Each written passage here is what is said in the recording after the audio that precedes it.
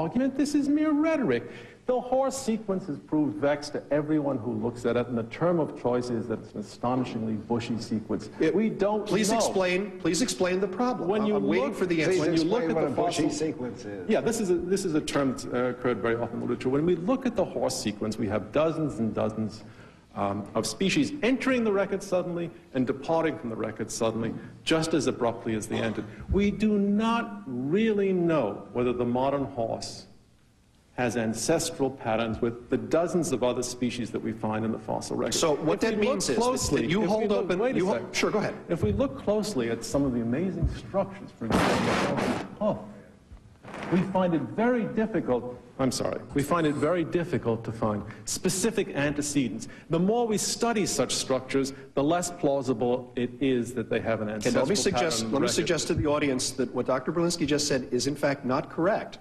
And I can recommend articles and books in which you can find not only a series of transitional forms, but also good evolutionary morphologic explanations for it. And here's the question that I have for you. Once again, to someone who advocates, another question, to someone who advocates intelligent design. I don't. The fact, to someone who advocates intelligent design, does the sequence of these organisms in the fossil record simply mean that the intelligent designer was incompetent, he kept making things and they went extinct, or that he was restless, I try this, I'll try that, I'll try the other thing, or does it mean that in fact these organisms are related with by descent with modification? No idea. I mean, it's not a question I'm prepared to answer one way or another. I don't see why I'm obliged to answer that. I'm coming here under the large tent of objurgation. I find scientific flaws with the Darwinian theory. I don't have a replacement.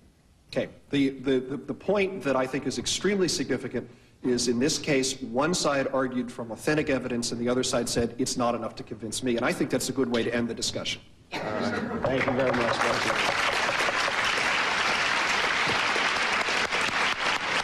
Closing arguments.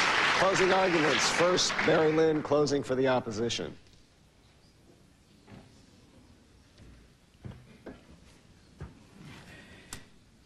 Well, I hope that our side at least has done what I promised we would do from the beginning, and that is we have asked for alternative explanations for evolution, and we have gotten none. What have we gotten? Well, we have Mr. Berlinski, who has literally moments, seconds ago, said he doesn't really have an alternative.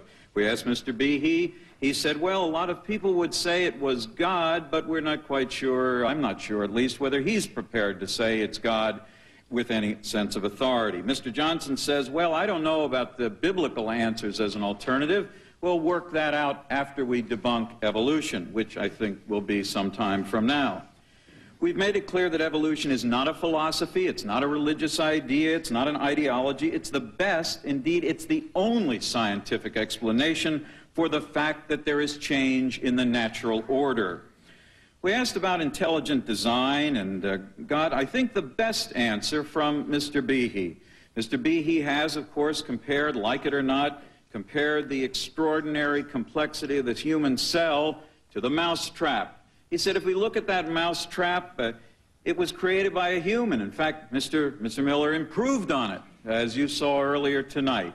Therefore, if that's complicated, then indeed the cell must also have been designed by an intelligence. And as I thought about it tonight, it's a little bit, we were all talking about nature analogies. It's a little bit like looking at a mole build a molehill.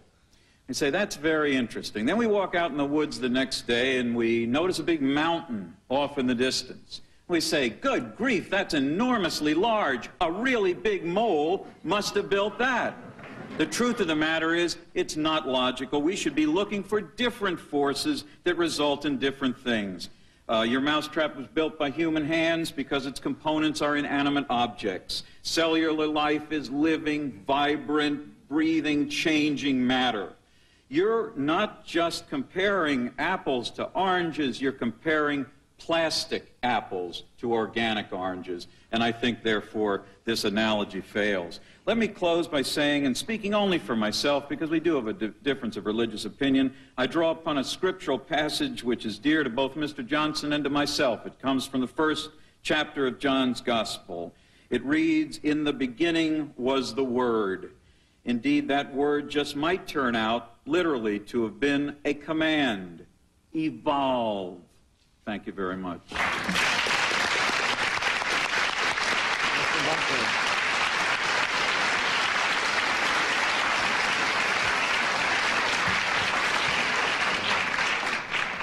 Mr. Chairman, ladies and gentlemen, I compliment the negative on the way in which their arguments have been framed. What is it that we set out to say here? Namely that the notion of creation has not been invalidated by whatever loyalty is shown to the idea of evolution. That is to say, we have used the word intelligent design in order to reach for something that is not biblical in dimension, but nevertheless suggests that the miracles with which we are familiar are most probably miracles that didn't happen simply by chance. I think we all have reason to celebrate, in effect, the repudiation of materialist explanations that have been so studiously observed by our eloquent adversaries.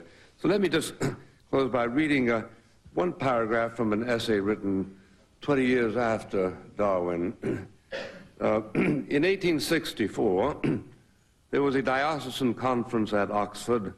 It chanced at this time to be in the neighborhood a man who was neither priest nor scientist, a man given to absurd freaks of intellectual charlatanry, yet showing at times also such marvelous and sudden penetration into the heart of things as would come only to genius. It was Disraeli.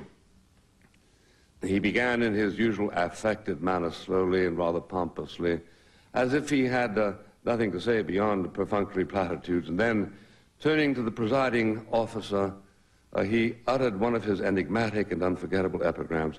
What is the question now placed before society? The question is this: is man an ape or an angel?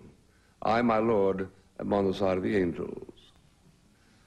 The audience, not kindly disposed to the speaker, applauded the words as a jest. They were carried the next day over the whole land by the newspapers. They have often been repeated as an example of Disraeli's brilliant but empty wit. I suspect that beneath their surface glitter and hidden within their metaphor, these words contain a truth that shall someday break to pieces the new philosophy which Huxley spent his life so devotedly to establish.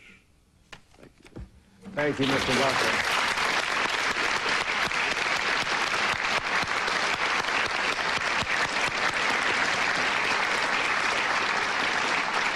Well, I'm glad that's settled. I'd like to thank our debaters, and I'd like to thank Seton Hall University, and I'm not going to tax anyone with my voice any longer. I apologize for that. And I guess we'll know in a few million years who's right and who's wrong about this. Thank you very much.